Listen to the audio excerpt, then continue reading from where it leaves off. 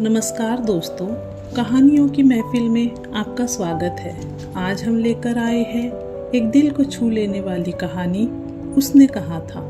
इस कहानी के लेखक चंद्रधर शर्मा गुलेरी हिंदी साहित्य के एक मशहूर लेखक रहे हैं और उनकी ये रचना प्रेम और कुर्बानी की एक अद्भुत मिसाल है। ये कहानी है एक सिपाही की, जिसे बचपन में एक ऐसी बात कही गई थी जो उसके जीवन के हर मोड़ पर साथ रहती है। प्रेम, वफादारी और जिम्मेदारी की इस कहानी में हम देखेंगे कि कैसे एक वादा सिपाही के जीवन का हिस्सा बन जाता है और उसके फैसलों को प्रभावित करता है। तो आइए सुनते हैं उसने कहा था। बड़े बड़े शहरों के इक्के गाड़ी वालों की जबान के कोड़ों से जिनकी पीठ छिल गई है और कान पक गए हैं, उनसे हमारी प्रार्थना है कि अमृतसर के बम्बू काट वालों की बोली का मरहम लगावे। जब बड़े बड़े शहरों की चौड़ी सड़कों पर घोड़े की पीठ चाबुक से धुनते हुए इक्के वाले कभी घोड़े की नानी से अपना निकट संबंध स्थिर करते हैं, कभी राह चलते पैदलों की आंखों के न होने पर तरस खाते हैं, कभी उनके पैरों की उंगलियों के पोरों को चीर कर अपने ही को सताया हुआ बताते हैं और संसार भर की ग्लानि, निराशा और शोक के अवतार बने नाक की सीध चले जाते हैं, तब अमृतसर में उनकी बिरादरी वाले तंग चक्करदार गलियों में हर एक लट्ठी वाले के लिए ठहर कर सब्र का समुद्र उमड़ाकर बचो खालसा जी, हटो भाई जी, ठहरना भाई, आने दो लाला जी, हटो बाछा कहते हुए फेटो, खच्चरों और बत्तखों, गन्ने, खोमचे और भारे वालों के जंगल में से राह खेते हैं। क्या मजाल है कि जी और साहब बिना सुने किसी को हटना पड़े। यह बात नहीं कि उनकी जीभ नहीं चलती, पर मीठी छुरी की तरह महीन मार करती है। यदि कोई बुढ़िया बार बार चुनौती देने पर भी लीक से नहीं हटती, तो उनकी वचनावली के ये नमूने हैं। हट जा जीने जा जोगिए, हट जा कर्मा वालिए, हट जा पुत्ता प्यारिए, बच जा लंबी वालिए। समष्टि में इनके अर्थ है कि तू जीने योग्य है, तू भाग्य वाली है, पुत्रों को प्यारी है, लंबी उम्र तेरे सामने है, तू क्यों मेरे पहिए के नीचे आना चाहती है, बच जा। ऐसे बम्बू काट वालों के बीच में होकर एक लड़का और लड़की चौक की एक दुकान पर आ मिले। उसके बालों और उसके ढीले सूथने से जान पड़ता था कि दोनों सिख है। वह अपने मामा के केश धोने के लिए दही लेने आया था और यह रसोई के लिए बढ़िया। दुकानदार एक परदेसी से गूंथ रहा था जो शेर भर गीले पापड़ों की गट्ठी को गिने बिना हटता न था। तेरे घर कहाँ है? मगरे में। और तेरे? मांझे में। यहाँ कहाँ रहती है? अतर सिंह की बैठक में। वे मेरे मामा होते हैं। मैं भी मामा के यहाँ आया हूँ। उनका घर गुरु बाजार में है। इतने में दुकानदार निपटा और इनका सौदा देने लगा। सौदा लेकर दोनों साथ साथ चले। कुछ दूर जाकर लड़के ने मुस्कुराकर पूछा, तेरी कुड़माई हो गई? इस पर लड़की कुछ आंखें चढ़ाकर धत कहकर दौड़ गई और लड़का मुंह देखता रह गया। दूसरे तीसरे दिन सब्जी वाले के यहाँ, दूध वाले के यहाँ अकस्मात दोनों मिल जाते। महीना भर यही हाल रहा। 2-3 बार लड़के ने फिर पूछा, तेरी कुड़माई हो गई? और उत्तर में वही धत मिला। एक दिन जब फिर लड़के ने वैसे ही हंसी में चिढ़ाने के लिए पूछा, तो लड़की लड़के की संभावना के विरुद्ध बोली, हाँ हो गई। कब? कल। देखते नहीं यह रेशम से कड़ा हुआ सालू? लड़की भाग गई। लड़के ने घर की राह ली। रास्ते में लड़के को मोरी में ढकेल दिया। एक छावड़ी वाले की दिन भर की कमाई खोई। एक कुत्ते पर पत्थर मारा और एक गोभी वाले के ठेले में दूध उंडेल दिया। सामने नहाकर आती हुई किसी वैष्णवी से टकराकर अंधे की उपाधि पाई। तब कहीं घर पहुंचा। राम राम, यह कोई लड़ाई है? दिन रात खंदकों में बैठे हड्डियां अकड़ गई। लुधियाना से 10 गुना जाड़ा और मेह और बर्फ ऊपर से पिंडलियों तक कीचड़ में धंसे हुए है। जमीन कहीं दिखती नहीं। घंटे 2 घंटे में कान के पर्दे फाड़ने वाले धमाके के साथ सारी खंदक हिल जाती और 100-100 गज धरती उछल पड़ती है। इस गैबी गोले से बचे तो कोई लड़े। नगरकोट का जलजला सुना था। यहाँ दिन में 25 जलजले होते हैं। जो कहीं खंदक से बाहर साफा या कोहनी निकल गई तो चटाक से गोली लगती है। न मालूम बेईमान मिट्टी में लेटे हुए है या घास की पत्तियों में छिपे हुए है। लहना सिंह और 3 दिन है। 4 तो खंदक में बिता ही दिए। परसों रिलीफ आ जाएगी और फिर 7 दिन की छुट्टी। अपने हाथों झटका करेंगे और पेट भर खाकर सो रहेंगे। उसी फिरंगी मेम के बाग में मखमल का सा हरा घास है। फल और दूध की वर्षा कर देती है। लाख कहते हैं दाम नहीं लेती। कहती है तुम राजा हो, मेरे मुल्क को बचाने आए हो। 4 दिन तक एक पलक नहीं झेपी। बिना फेरे घोड़ा बिगड़ता है और बिना लड़े सिपाही। मुझे तो संकीन चढ़ाकर मार्च का हुक्म मिल जाए, फिर 7 जर्मनों को अकेले मार कर न लौटूं तो मुझे दरबार साहब की दहली पर मत्था टेकना नसीब न हो। पाजी कहीं के कलों के घोड़े संगीन देखते ही मुंह फाड़ देते हैं और पैर पकड़ने लगते हैं। यो अंधेरे में 30-30 मन का गोला फेंकते हैं। उस दिन धावा किया था।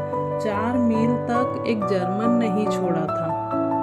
पीछे जनरल से हट जाने का कमान मिला दिया, नहीं तो सीधे बर्लिन पहुंच जाते। क्यों? सूबेदार हजारा सिंह ने मुस्कुराकर कहा। लड़ाई के मामले जमादार या नायाब के चलाए नहीं चलते। बड़े अफसर दूर की सोचते हैं। 300 मील का सामना है। एक तरफ बढ़ गए तो क्या होगा? सूबेदार जी सच है, लहना सिंह बोला, पर करे क्या? हड्डियों में तो जाड़ा धस गया है। सूर्य निकलता नहीं और खाई में दोनों तरफ से चंबे की बावलियों के से सोते झर रहे हैं। एक धावा हो जाए तो गर्मी आ जाए। उद्यमी उठ, सिंगड़ी में कोले डाल। वजीरा तुम 4 जने बाल्टियां लेकर खाई का पानी बाहर फेंको। लहना सिंह शाम हो गई है, खाई के दरवाजे का पहरा बदल दे। यह कहते हुए सूबेदार सारी खंदक में चक्कर लगाने लगे। वजीरा सिंह पलटन का विदूषक था। बाल्टी में गंदा पानी भरकर खाई के बाहर फेंकता हुआ बोला, मैं पाधा बन गया हूँ। करो जर्मनी के बादशाह का तर्पण। इस पर सब खिलखिला पड़े और उदासी के बादल फट गए। लहना सिंह ने दूसरी बाल्टी भरकर उसके हाथ में देकर कहा, अपनी बाड़ी के खरबूजों में पानी दो। ऐसा खाद का पानी पंजाब भर में नहीं मिलेगा।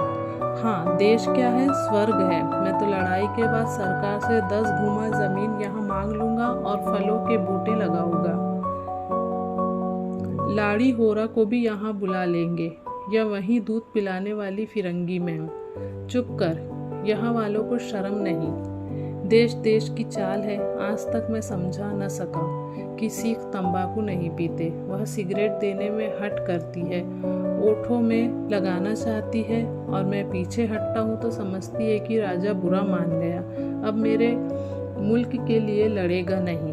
अच्छा, अब बोधा सिंह कैसा है? अच्छा है, जैसे मैं जानता ही न हो। रात भर तुम अपने कंबल उसे उड़ाते हो और आप सिगड़ी के सहारे गुजर करते हो। उसके पहरे पर आप पहरा दे आते हो। अपने सूखी लकड़ी के तख्तों पर उसे सुलाते हो। आप कीचड़ में पड़े रहते हो। कहीं तुम न मांदे पड़ जाना। जाड़ा क्या है, मौत है, और निमोनिया से मरने वालों को मुरब्बे नहीं मिला करते। मेरा डर मत करो, मैं तो बुलेल की खड्ड के किनारे मरूंगा। भाई कीरत सिंह की गोदी पर मेरा सिर होगा और मेरे हाथ के लगाए हुए आंगन के आम के पेड़ की छाया होगी। वजीरा सिंह ने त्योरी चढ़ाकर कहा, क्या मरने मारने की बात लगाई है? मरे जर्मनी और तुर्क। दोपहर रात हो गई, अंधेरा है, सन्नाटा छाया हुआ है। बोगा सिंह खाली बिस्कुटों के 3 टीनों पर अपने दोनों कंबल बिछाकर और लहना सिंह के 2 कंबल और एक बरान कोट ओढ़कर सो रहा है। लहना सिंह पैरे पर खड़ा हुआ है, एक आँख खाई के मुंह पर है और एक बोधा सिंह के दुबले शरीर पर। बोधा सिंह कराहा, क्यों बोधा भाई, क्या हुआ, पानी पिला दो। लहना सिंह ने कटोरा उसके मुंह में लगाकर पूछा, कहो कैसे हो। पानी पीकर बोधा बोला, कंपनी छूट रही है, रोम रोम में तार दौड़ रहे हैं, दांत बज रहे हैं। अच्छा मेरी जर्सी पहन लो। और तुम, मेरे पास सिगड़ी है और मुझे गर्मी लगती है, पसीना आ रहा है। ना, मैं नहीं पहनता, 4 दिन से तुम मेरे लिए। हाँ याद आई, मेरे पास दूसरी गरम जर्सी है, आज सवेरे ही आई है, विलायत से मैम बुन बुन कर भेज रही है, गुरु उनका भला करे। यो कहकर लहना अपना कोट उतारकर जर्सी उतारने लगा। सच कहते हो और नहीं झूठ, यो कहकर ना ही करते बोधा को उसने ज़बरदस्ती जर्सी पहना दी और आप खाकी कोट और जीना का कुर्ता भर पहनकर पहरे पर आ खड़ा हुआ। मैम की जर्सी की कथा केवल कथा थी। आधा घंटा बीता, इतने में खाई के मुंह से आवाज़ आई, सूबेदार हज़ारा सिंह। कौन? लेफ्टिनेंट साहब, हुक्म हुजूर, कहकर सूबेदार तनकर फौजी सलाम करके सामने हुआ। देखो इसी दम धावा करना होगा। मील भर की दूरी पर पूरब के कोने में एक जर्मन खाई है, उसमें 50 से ज़्यादा जर्मन नहीं है। इन पेड़ों के नीचे नीचे 2 खेत काटकर रास्ता है, 3-4 घुमाव है, जहाँ मोड़ है वहाँ 15 जवान खड़े कर आया हूँ। तुम यहाँ 10 आदमी छोड़कर सबको साथ ले उनसे जा मिलो। खंदक छीनकर वहीं, जब तक दूसरा हुक्म न मिले डटे रहो, हम यहाँ रहेंगे, जो हुक्म। चुपचाप सब तैयार हो गए। बोधा भी कंबल उतारकर चलने लगा। तब लहना सिंह ने उसे रोका।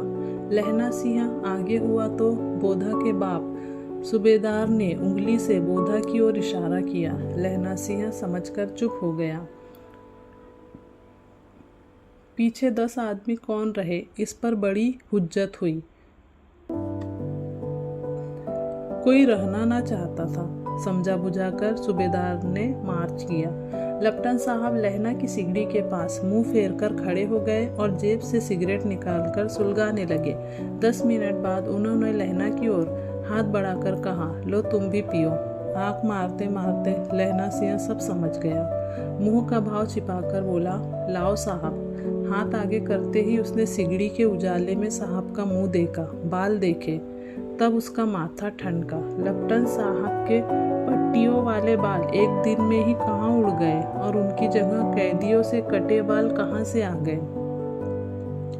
शायद साहब शराब पिए हुए हैं और उन्होंने बाल कटवाने का मौका मिल गया है। लहना सिंह ने जांचना चाहा। लेफ्टिनेंट साहब 5 वर्ष से उसकी रेजिमेंट में थे। क्यों साहब, हम लोग हिंदुस्तान कब जाएंगे?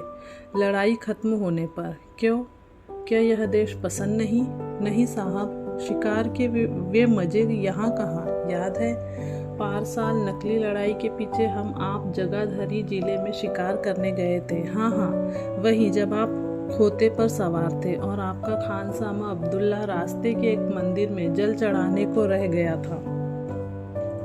बेशक पाजी कहीं का। सामने से वहाँ नील गाय निकली कि ऐसी बड़ी मैंने कभी न देखी थी, और आपकी एक गोली कंधे में लगी और पुट्ठे में लगी, मैं निकली। ऐसे अफसर के साथ शिकार खेलने में मज़ा है। क्यों साहब? शिमले से तैयार होकर उस नील गाय का सिर आ गया था ना। आपने कहा था कि रेजिमेंट की मैस में लगाएंगे। हाँ, पर मैंने वह विलायत भेज दिया। ऐसे बड़े बड़े सींग 2-2 फुट के तो होंगे। हाँ लहना सिंह, 2 फुट 4 इंच के थे। तुमने सिगरेट नहीं पिया? पीता हूँ साहब, दिया सलाई ले आता हूँ, कहकर लहना सिंह खंदक में घुसा। अब उसे संदेह नहीं रहा था। उसने झटपट निश्चय कर लिया कि क्या करना चाहिए। अंधेरे में किसी सोने वाले से वह टकराया। कौन?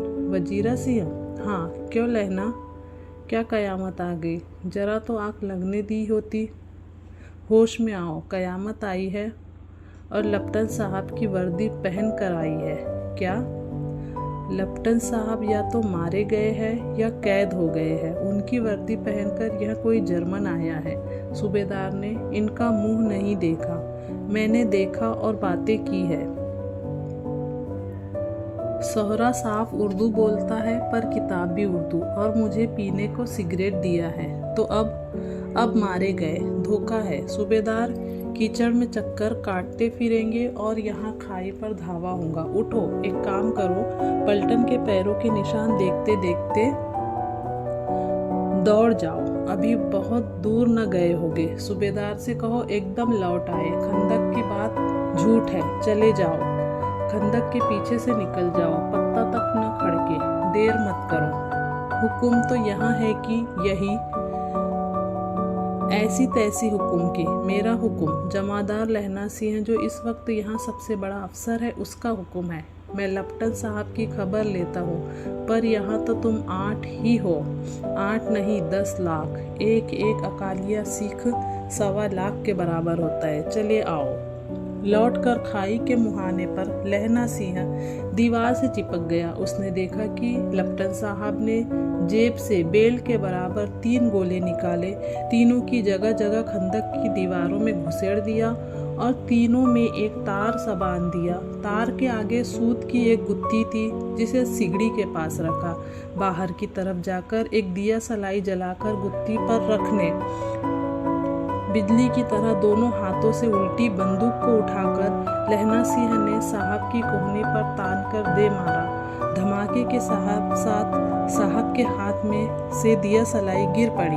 लहना सिंह ने एक कुंदा साहब की गर्दन पर मारा और साहब आंख मीन गॉड कहते हुए चित्त हो गए। लहना सिंह ने तीनों गोले बीनकर खंदक के बाहर फेंके और साहब को घसीटकर सिगड़ी के पास लिटाया। जेबों की तलाशी ली। 3-4 लिफाफे और एक डायरी निकालकर उन्हें अपनी जेब के हवाले किया। साहब की मूर्छा हटी। लहना सिंह हंसकर बोला, क्यों लेफ्टिनेंट साहब, मिजाज कैसा है? आज मैंने बहुत बातें सीखी। यह सीखा कि सिख सिगरेट पीते हैं। यह सीखा कि जगाधारी के जिले में नील गाय होती है और उनके 2 फुट 4 इंच के सींग होते हैं। यह सीखा कि मुसलमान खानसामा मूर्तियों पर जल चढ़ाते हैं और लेफ्टिनेंट साहब खोते पर चढ़ते हैं। पर यह तो कहो, ऐसी साफ उर्दू कहाँ से सीख आए? हमारे लेफ्टिनेंट साहब तो बिन डेम के 5 लफ्ज भी नहीं बोला करते थे। लहना ने पतलून के जेबों की तलाशी नहीं ली थी। साहब ने मानो जाड़े से बचने के लिए दोनों हाथ जेबों में डाले। लहना सिंह कहता गया, चालाक तो बड़े हो, पर माझे का लहना इतने बरस लेफ्टिनेंट साहब के साथ रहा है। उसे चमका देने के लिए 4 आंखें चाहिए। 3 महीने हुए एक तुर्की मौलवी मेरे गांव आया था।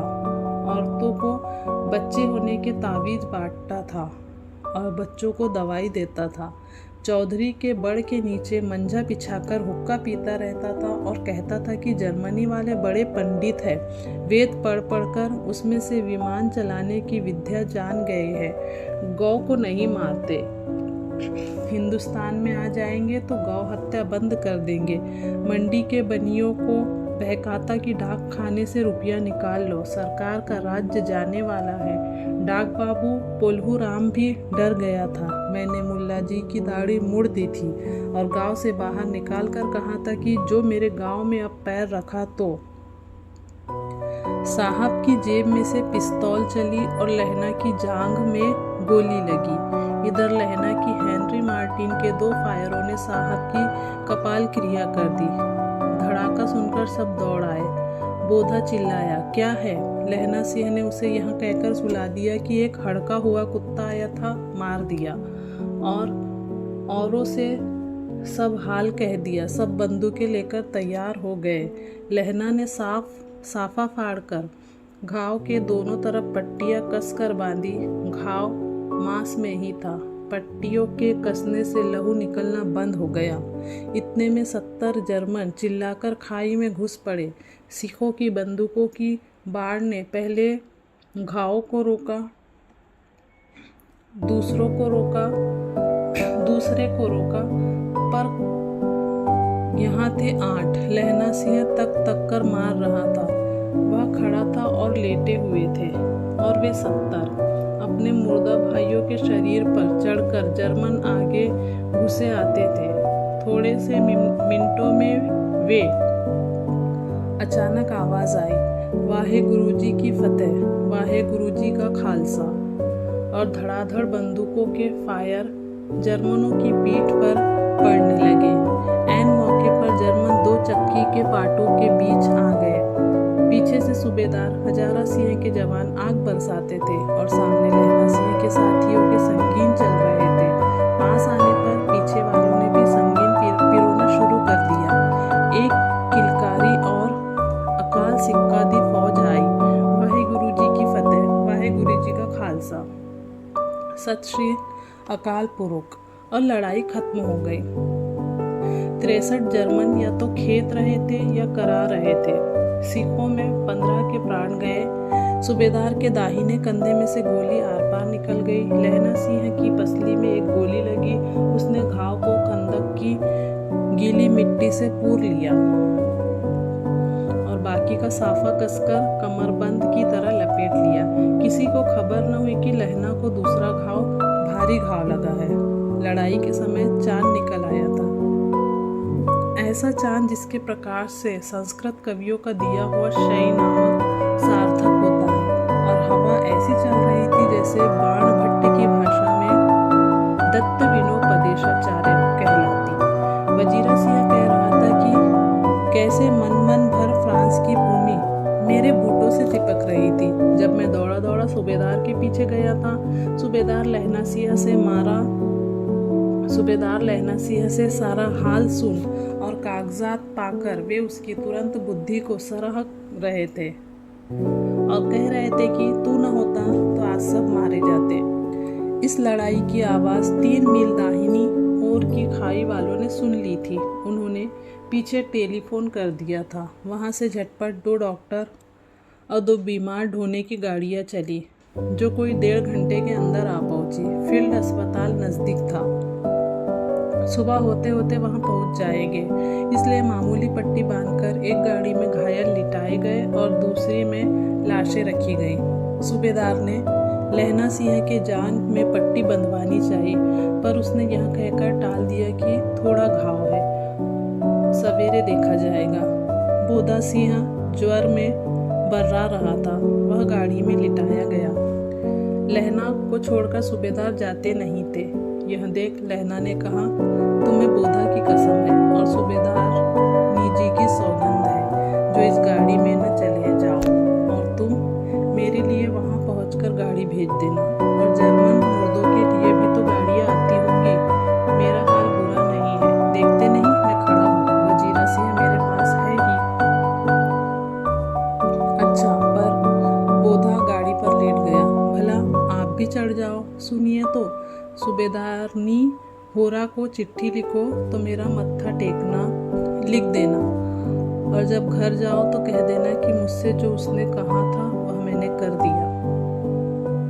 गाड़ियाँ चल पड़ी थी। सूबेदार ने चढ़ते चढ़ते लहना का हाथ पकड़कर कहा, तैने मेरे और बोधा के प्राण बचाए हैं, लिखना कैसा, साथ ही घर चलेंगे। अपनी सूबेदारनी को तू ही कह देना, उसने क्या कहा था। अब आप गाड़ी पर चढ़ जाओ, मैंने जो कहा वह लिख दिया और कह भी देना। गाड़ी के जाते लहना लेट गया। वजीरा पानी पिला दे और मेरा कमर बंद खोल दे, तर हो रहा है। मृत्यु के कुछ समय पहले स्मृति बहुत साफ हो जाती है। जन्म भर की घटनाएं एक एक करके सामने आती है। सारे दृश्यों के रंग साफ होते हैं। समय की धुंध बिल्कुल उन पर से हट जाती है। लहना सिंह 12 वर्ष का था। अमृतसर में मामा के यहाँ आया हुआ है। दही वाले के यहाँ, सब्जी वाले के यहाँ, हर कहीं उसे एक 8 वर्ष की लड़की मिल जाती है। जब वह पूछता है तेरी कुड़माई हो गई, तब धत कहकर वह भाग जाती है। एक दिन उसने वैसे ही पूछा तो उसने कहा, हाँ कल हो गई, देखते नहीं यह रेशम के फूलों वाला सालू। सुनते ही लहना सिंह को दुख हुआ, क्रोध हुआ। क्यों हुआ? वजीरा सिंह पानी पिला दे। 25 वर्ष बीत गए। अब लहना सिंह नंबर 77 राइफल्स में जमादार हो गया। उस 8 वर्ष की कन्या का ध्यान ही न रहा, न मालूम वह कभी मिली थी या नहीं। 7 दिन की छुट्टी लेकर जमीन के मुकदमे की पैरवी करने वह अपने घर गया। वहाँ रेजिमेंट के अफसर की चिट्ठी मिली कि फौज लाम पर जाती है, फौरन चले आओ। साथ ही सूबेदार हजारा सिंह की चिट्ठी मिली कि मैं और बोदा सिंह भी लाम पर जाते हैं, लौटते हुए हमारे घर होते जाना, साथ ही चलेंगे। सूबेदार का गांव रास्ते में पड़ता था और सूबेदार उसे बहुत चाहता था। लहना सिंह सूबेदार के यहाँ पहुंचा। जब चलने लगे तब सूबेदार बेड़े में से निकल कर आया। बोला, लहना, सूबेदारनी तुमको जानती है, बुलाती है, जा मिल आ। लहना सिंह भीतर पहुंचा। सूबेदारनी मुझे जानती है, कब से? रेजिमेंट के क्वार्टरों में तो कभी सूबेदार के घर के लोग रहे नहीं। दरवाजे पर जाकर मत्था टेकना। कहाँ? असीस सुनी। लहना सिंह चुप। मुझे पहचाना नहीं? तेरी कुड़माई हो गई, धत कल हो गई, देखते नहीं? रेशमी बूटों वाला सालू अमृतसर में। भावों की टकराहट से मूर्छा खुली, करवट बदली, पसली का घाव बह निकला। वजीरा पानी पिला, उसने कहा था। स्वप्न चल रहा था। सूबेदारनी कह रही है, मैंने तेरे को आते ही पहचान लिया। एक काम कहती हूँ, मेरे तो भाग फूट गए। सरकार ने बहादुरी का खिताब दिया है, लायलपुर में जमीन दी है। आज नमक हलाली का मौका आया है, पर सरकार ने हम तिमियों को एक धंगरिया पलटन क्यों न बना दी, जो मैं भी सूबेदारनी के साथ चली जाती। एक बेटा है, फौज में भर्ती हुए उसे 1 ही बरस हुआ। उसके पीछे 4 और हुए, पर एक भी नहीं जिया। सूबेदारनी रोने लगी। अब दोनों जाते हैं, मेरे भाग। तुम्हें याद है, एक दिन तांगे वाले का घोड़ा दही वाले की दुकान के पास बिगड़ गया था। तुमने उस दिन मेरे प्राण बचाए थे। आप घोड़े की लातों में चले गए थे और मुझे उठाकर दुकान के तख्ते पर खड़ा कर दिया था। ऐसे ही इन दोनों को बचाना, यह मेरी भिक्षा है। तुम्हारे आगे आंचल पसारती हूँ। रोती रोती सूबेदारनी ओबरी में चली गई। लहना भी आंसू पोंछता हुआ बाहर आया। वजीरा सिंह, पानी पिला, उसने कहा था। लहना का सिर अपनी गोद में लिटाए वजीरा सिंह बैठा है। जब मांगता है तब पानी पिला देता है। आधे घंटे तक लहना चुप रहा, फिर बोला, कौन? कीरत सिंह। वजीरा ने कुछ समझकर कहा, हाँ भैया, मुझे और ऊंचा कर ले, अपने पट्टे पर मेरा सिर रख ले। वजीरा ने वैसे ही किया। हाँ, अब ठीक है, पानी पिला दे। बस अब के हाड़ में यहाँ आम खूब फलेगा। चचा भतीजा दोनों यहीं बैठकर आम खाना। जितना बड़ा मेरा भतीजा है उतना ही यह आम है। जिस महीने उसका जन्म हुआ था उसी महीने में मैंने इसे लगाया था। वजीरा सिंह के आंसू टप टप टपक रहे थे। कुछ दिन पीछे लोगों ने अखबारों में पढ़ा, फ्रांस और बेल्जियम 68वीं सूची, मैदान में घाव से मरा नंबर 77 सिख राइफल्स जमादार लहना सिंह। ये थी चंद्रधर शर्मा गुलेरी की कहानी, उसने कहा था, जिसे 110 साल होने को है। लेकिन आज भी ये कहानी इतनी ही ताजगी और गहराई से भरपूर है, मानो किसी ने इसे कुछ साल पहले ही लिखा हो। ये मोहब्बत से कहीं ज़्यादा एक वादे की कहानी है, एक ऐसा वादा जो वक्त और हालात के बावजूद निभाया गया। अगर इस कहानी ने आपके दिल को छुआ है तो इस वीडियो को लाइक ज़रूर करें और अपने दोस्तों के साथ शेयर करें।